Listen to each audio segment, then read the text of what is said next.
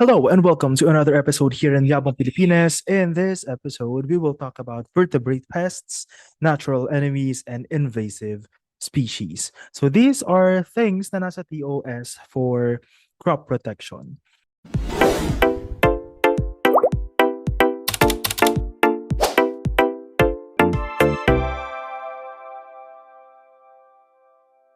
If you are new here in this channel, I am Josh, and what I do here in Yabong Pilipinas is democratize access to agricultural education. What that means ay mas gagawin natin yung accessible yung coverage ng licensure examination sa mga social media platforms natin para mas maging libre siya kasi as we go forward, mas nagmamahal na rin yung mga review centers and also the cost of actually going or enrolling into i-review center katulad ng dormitories o kaya naman may work ka, hindi mo siya mababalance kapag pupunta ka, nakakapagod din, ganyan. So, those are some of the things that we are trying to address here in Yabong Pilipinas.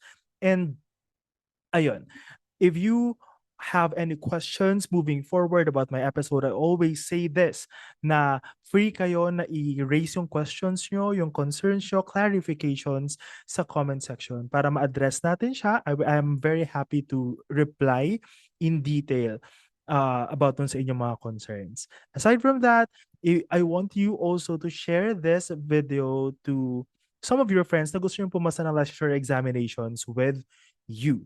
And ayan, like, subscribe, and click the notification bell. I think that's it. Let's move on to the video. So for this video, this will be a short video actually. Number your papers from 1 to 15. You can pause the video if kailangan nyo pong kumuha ng paper, etc. So let us first look at vertebrate pests.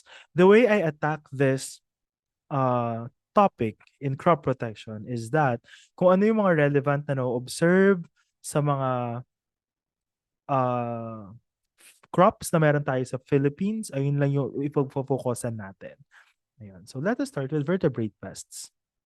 Okay, number one, a common sign of rat infestation in rice fields is A, scalloped leaf edges, B, cut tillers near the base, C, yellowing and curling of leaves, or letter D, holes in coconut fronds. So the answer here is letter B, cut tillers near the base. Number two, the Philippine weaver bird, Maya, is considered a major pest of rice during which crop stage? A, seedling stage, B, tillering stage, C, milking stage, or letter D, hard dough stage. So the answer here is letter C, milking stage. Number three, in Philippine rice fields, rats such as the Norway rat and Philippine field rat cause the most serious damage during which stage of rice growth? A, seedling stage, B, milking stage, C, booting stage, or letter D, maturity stage. The answer here is C, booting stage. Okay, so here are some of the most relevant vertebrate pests in the Philippines. We have first yung Norway rat, also known as Ratus norvegicus. Tapos we also have the Philippine field rat, Ratus tanezumi. So ayan yung mga itsura nila. Ito ay parang na taxonomy, ano tawag dito? Taxidermy na itong nasa baba. Ayan, so ayan yung itsura nila. Okay. So, in terms of vertebrate pest naman, ano may explanation ba ako? Wala pala. Okay. So, ang rat natin, ang karaniwan nilang damage sa rice fields natin ay kinakagat nila yung base ng tillers. Kasi parang ayun yung gustong-gusto nilang nguyain. We mentioned there, ayan, sa booting stage. So again, sabi natin, if babalikan natin yung topic on rice growth stages, sa booting stage, doon mas tumataba, parang nabubuntis na yung rice plant natin. So mas malaki na yung ating what do you call this? Yung tillers. So ayun yung mas gusto nilang ngat-ngatin. So at this stage, booting stage, ang pest ng ating rice ay rats. On the other hand, we also have yung mga vertebrate pests na mga ibon naman. So we have the Eurasian tree sparrow or yung mayang simbahan, yung nakikita natin sa mga church from the term itself, Passer montanus, and we also have the scaly-breasted munya, maya rin siya, mayang packing, Lonchura punctula tansis. Ayan. So yung mga maya naman, relevant sila sa stage ng rice na milking stage. So kung doon sa rats natin, dahil lumalaki na yung mga tillers, nabubuntis na yung rice, kaya booting stage, so mas gusto nila yung nguyain yon. Ito naman, mas gusto nilang sipsipin yung rice grains sa milking stage. During the milking stage, ang distinguishing characteristic ng rice plant doon is parang hindi pa buo yung grain na nasa loob ng mga panicles. So hindi pa siya buo. So pwede pa siyang sipsipin ng mga maya. So ang naging result nun is that empty yung yung mga rice grains kapag binubuksan. So kaya 'di ba maraming mga empty rin na mga rice grains minsan. So ito yung dalawang kinokontrol sa rice fields. Ayun. So again, I'm only discussing the vertebrate pests that are relevant in the Philippine agriculture because we can discuss all of the other vertebrate pests pero hindi siya like efficient talaga if i-discuss natin lahat ng hindi naman relevant sa Philippine agriculture. So that's it. Next, we go to natural enemies. So this will also coincide with the insect orders that we will be discussing in the next videos. Number 4, in biological control, predators are characterized by their ability to A, feed on only one host during their life cycle, B, feed on multiple prey organisms to complete development, C, produce toxins that cause host mortality, or letter D, live inside the host until adulthood. Okay, so here the answer is letter B, feed on multiple prey organisms to complete development. So predators. Number 5, which of the following is an example of a predator commonly used in pest management? A, Trichogramma wasp, B, Beauveria bassiana, C, ladybird beetle, or letter D, Bacillus thuringiensis.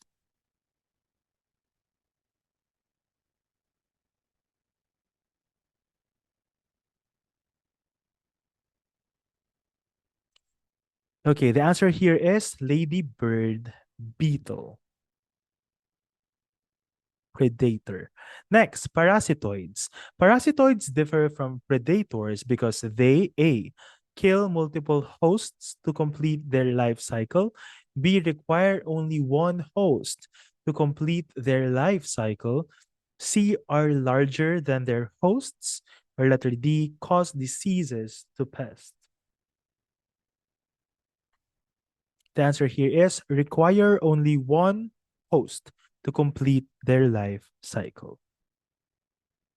Number 7, the wasp trichogramma is widely used in Philippine agriculture as A, predator, B, parasitoid, C, microbial agent, or letter D, chemical biocontrol.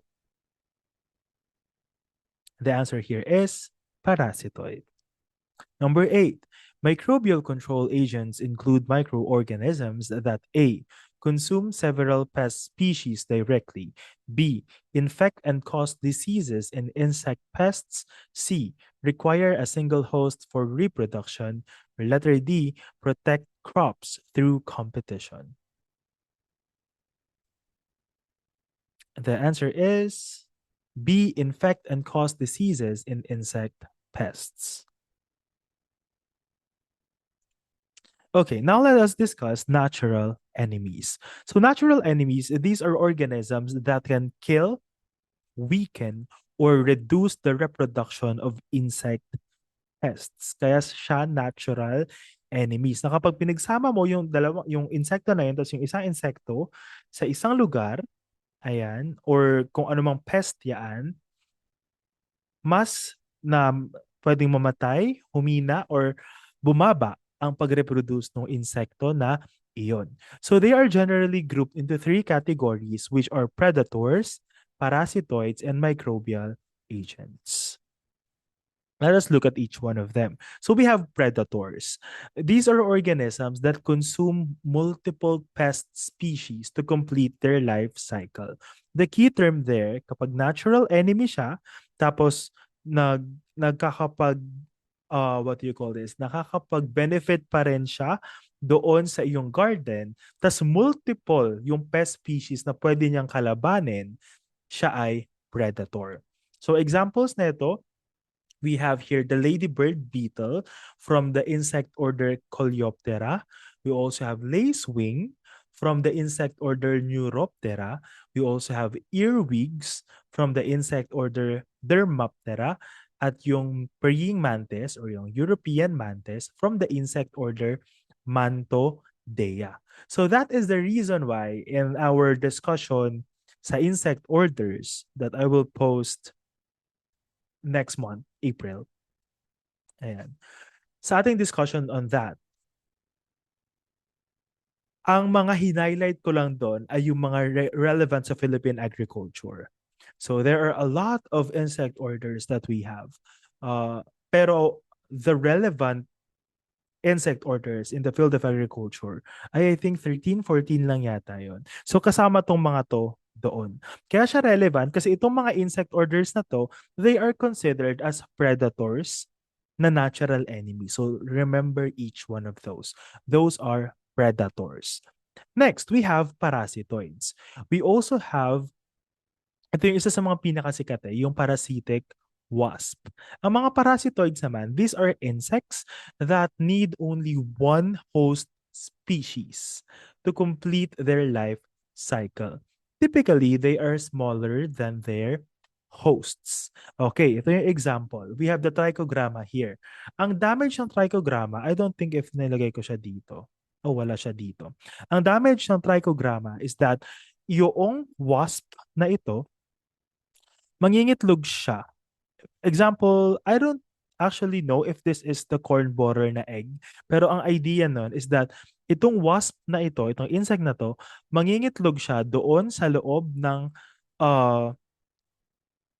corn borer na larva, tas mamamatay na ito. So ang makikita natin dyan, magiging kulay black na to after some time. Ibig sabihin, na parasite ni trichogramma itong corn borer. Kaya ang trichogramma, nire-release din siya para makontrol ang corn borer dati nung wala pang GMO, that is yung BT corn. So ayan yung biological control na ginagawa. So we also have the parasitic wasps.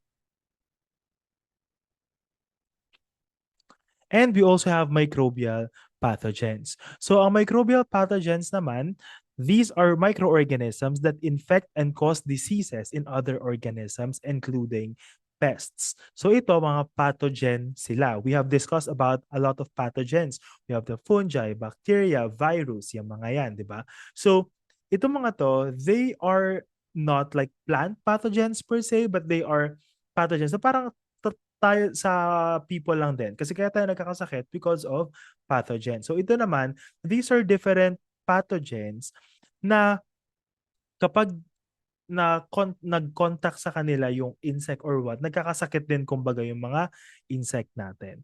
So again, we have three na natural enemies. We have predators, which are kaya nilang mag-affect or makapatay, weaken ng population ng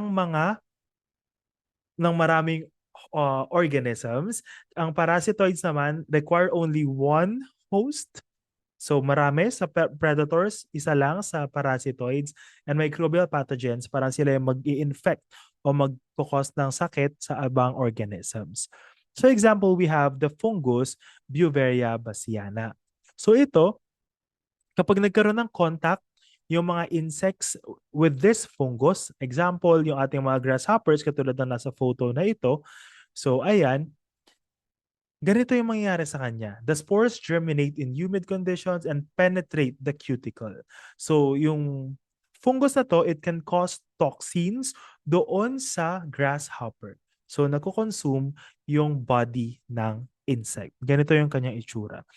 Some of the photos that I have included here are not mine, so all of the credits of the photos remains doon sa sources ng mga yan, which I also attributed there. And here is Bacillus thuringiensis, or ito na yung sinasabi natin kanina na toxin ng BT corn. So itong bacteria na to, it infects insects when ingested. So dito na papasok yung idea or the technology ng BT corn. Kaya BT, Bacillus thuringiensis. So yung alkaline gut pH ng insects natin, it activates BT toxin. So one of the ang tawag dito, issues surrounding BT corn is that toxic din ba siya sa tao? Well, the answer is not, kasi ang nag-activate doon sa toxin na yan ay alkaline gut pH. Ibig sabihin, alkaline dapat yung pH or mataas dapat yung pH ng tiyan ng kakain yan para ma-activate yung toxin. On the other hand, ang mga tao kasi, meron tayong acidic na pH sa ating tiyan. So, hindi siya toxic sa atin. On the other hand, yung ating mga insects, alkaline yung kanilang pH. Kaya sa kanila, na-activate yung toxin na iyan. So the toxin binds to gut cells. So mga cells doon sa stomach ng insect. Tapos it causes rupture and death. So the insect dies from sepsis due to gut leakage. So ayan ang ng bacteria. And lastly, we have invasive species.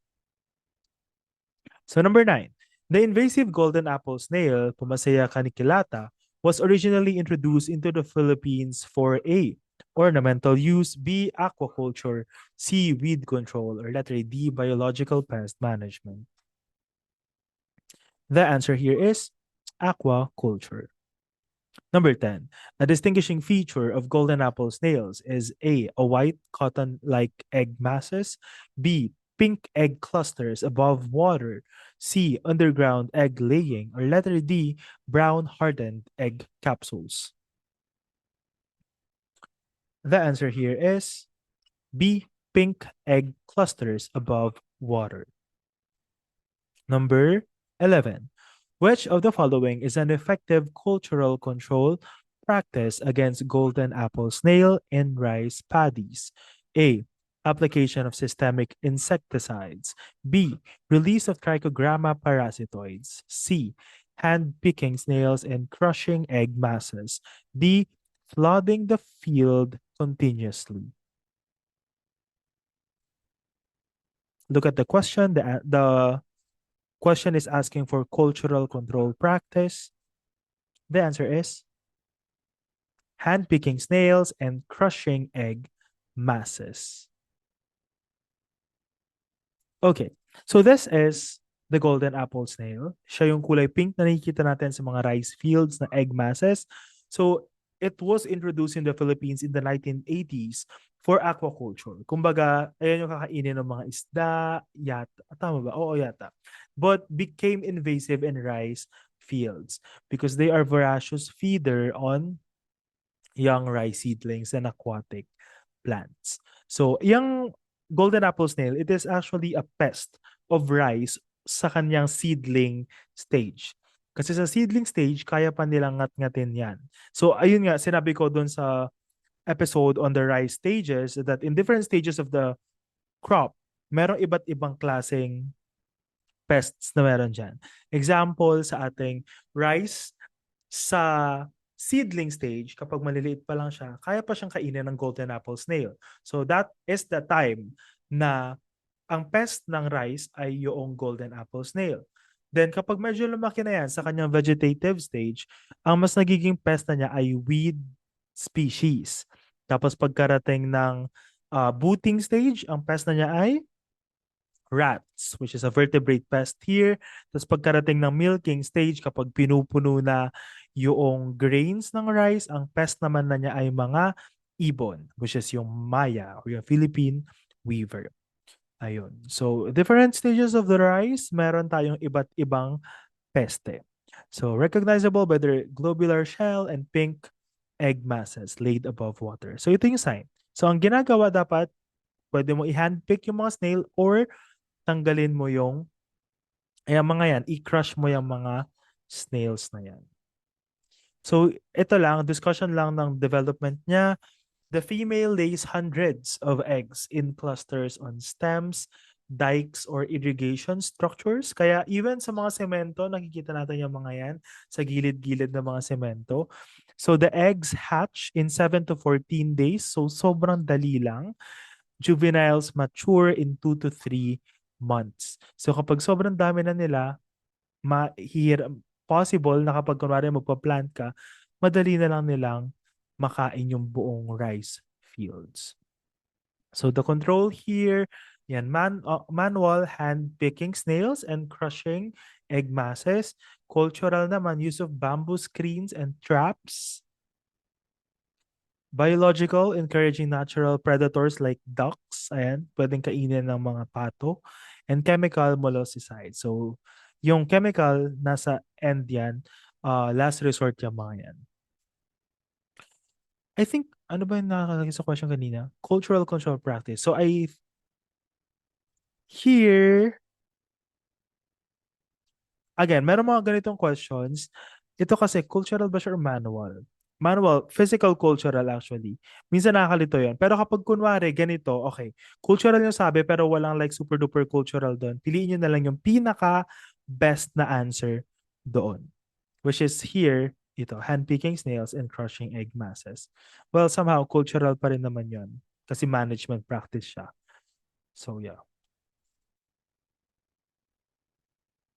Okay, so best practice for controlling golden apple snails ay integrated management. So pwedeng field sanitation, then water control, that is draining ng field during the seedling stage. Kasi kapag dinrain mo yung field at the seedling stage, may hirapan mag-move yung ating mga snails.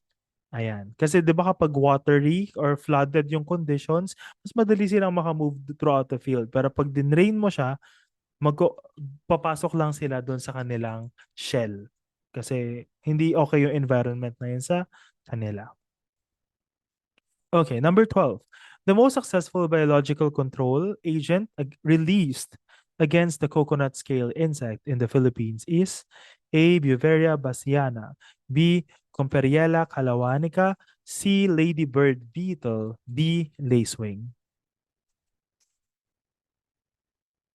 The answer here is Comperiella calawanica. The coconut scale insect primarily damages coconuts by A. Boring into trunks, B. Sucking sap from leaves, C. Feeding on coconut roots, D. Destroying flowers and nuts directly. The answer here is B. Sucking sap from leaves. So ito ang ganap ng coconut scale insect. So ayan, from the term itself, scale. So ayan, para siyang may mga kaliskis na nandyan. It is caused by the insect Aspidiotus rigidus. So these are small sap-sucking insects that form scale-like coverings on leaves. Ganito yung itsura niya. So this photo is by Christian Lucanas. Aspidiotus rigidus outbreak severely damaged coconuts in southern Tagalog and Basilan. So, ano yung pwede yung maging, meron ba dito yung ano, ayan, later na lang. Ang isa sa mga pwede nyong gawing, sige na, mamaya na lang. Mamaya na lang. Okay, so tingnan muna natin yung development nila. Ito munang signs. So, yung infested na leaves turn yellow. Kasi nga, sinasak na yung green na juices, ganyan. So, nagiging yellow na siya. They curl and reduce photosynthesis. Again, kapag bumaba ang photosynthesis, the actual or ang eminent, ang pinaka na-observe na, ang pinaka-observable na sign ay nagiging yellow na siya. So, kapag naging yellow na impede, naapektuhan ang photosynthesis, ayun, bababa ang yield.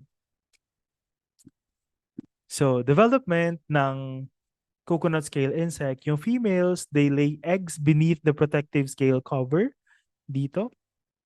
The eggs hatch into crawlers that disperse into new feeding sites.